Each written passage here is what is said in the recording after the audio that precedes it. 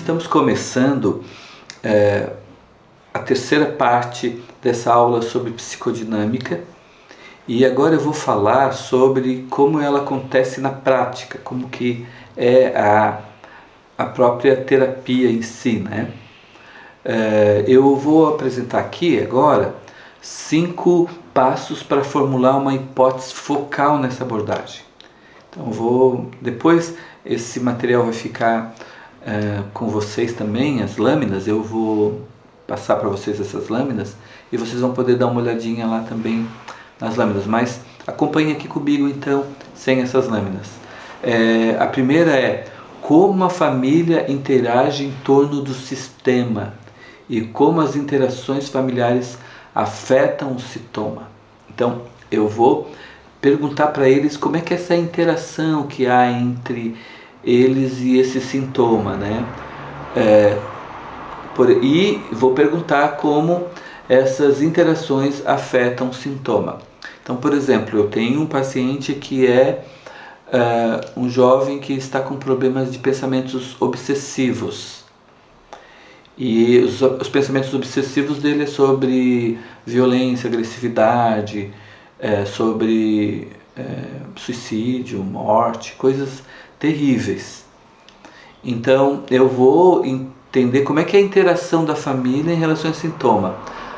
Os pais são policiais, tem muita agressividade do pai em relação com o filho, o pai é muito distante, a mãe é ausente, trabalha muito fora.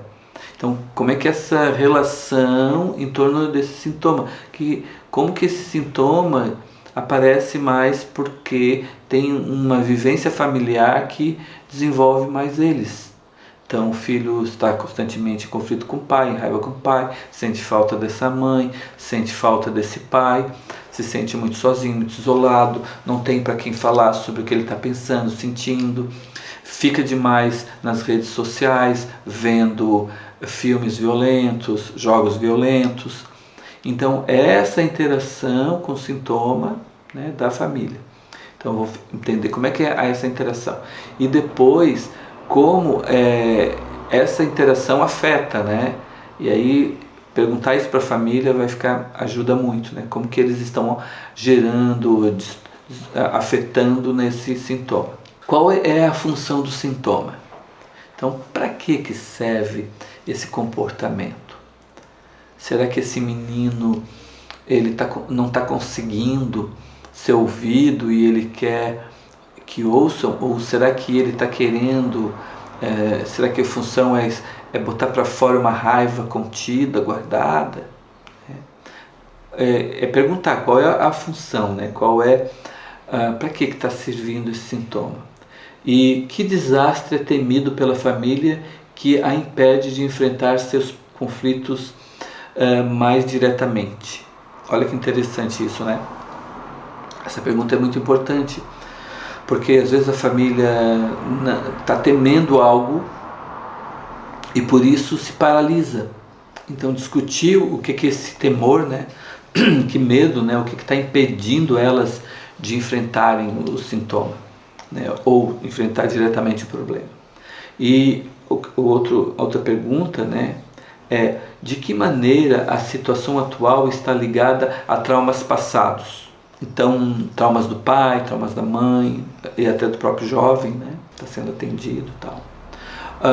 O terapeuta resumiria o conflito focal em uma afirmação curta e memorável. Então, o terapeuta precisa achar uma fala curta, memorável, que resumiria o problema. Então, por exemplo, nessa situação, eu diria o seguinte: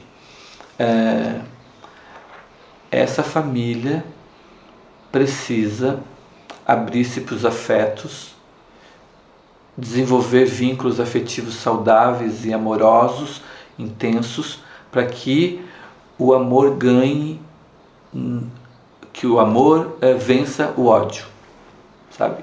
Seria uma frase memorável: o amor vencendo o ódio. Estou colocando aqui um exemplo assim, banal, mas talvez não, né? Mas É só para você compreender como é possível você fazer uma leitura de uma afirmação curta e memorável sobre o problema, né? Então é dessa forma, esses são os 5 passos, né? 5 passos para discutir esse sintoma, né? Que daí vai trabalhando então focalmente o problema, né? Então as técnicas psicanalíticas, né, a terapia em si é bem clássica e bem conhecida por nós, né? Primeiramente uma escuta, e a escuta é uma coisa muito importante, né? Na verdade, como eu sempre digo, a terapia sistêmica é na medida do cliente, então se é na medida do cliente eu preciso ouvi-lo e não eu falar, e não eu dirigir, e não eu definir quais são os objetivos e desejos meus da terapia. É o desejo do cliente, os objetivos do cliente, né? Então é sempre na medida do cliente. Então uma escuta, depois a empatia, que é essa capacidade de estar com esse outro inteiramente ali, conectado, concentrado, vinculado, né? Depois a interpretação, essa interpretação é a leitura, né, do que está aparecendo, é a percepção, e para isso você precisa estar bem conectado, bem entregue, bem, né, envolvido. E a neutralidade analítica, que é sempre manter essa capacidade de ser também distante, né? É próximo e distante. Eu preciso às vezes fazer um zoom, né, e olhar de fora. Essa neutralidade é olhar de fora e trazer uma ideia nova, uma percepção nova, uma nova perspectiva, né? Então essas são as 4, né? Os 4 elementos de um atendimento clínico na abordagem psicodinâmica, né? Escuta, empatia, interpretação e neutralidade analítica. Os terapeutas psicanalíticos de casal organizam suas intervenções em 4 canais. Vamos lá. A experiência interna da pessoa, o que ela está experienciando interno, o que ela tem, que ela traz com ela. A história dessa experiência, de onde é que vem essa experiência, então, como que ela traz experiências da sua relação do pai e da mãe, né, da relação conjugal dos pais, para a experiência casal atual, né? Então a experiência interna dela e a história dessa experiência, como o parceiro desencadeia essa experiência e como é que ele mostra essa experiência na relação, né? Como é que desencadeia essa experiência na relação e como o contexto da sessão e o input do terapeuta podem contribuir para que haja uma mudança na relação entre o casal. Então, vou ler de novo para vocês aqui.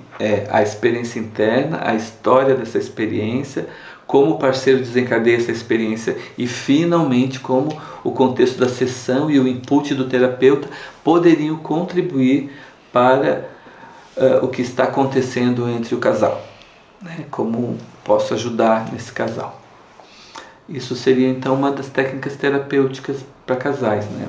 Então, as sessões começam com o terapeuta convidando toda a família a se manifestar, a falar, né? A discutir os problemas, as preocupações, os sentimentos.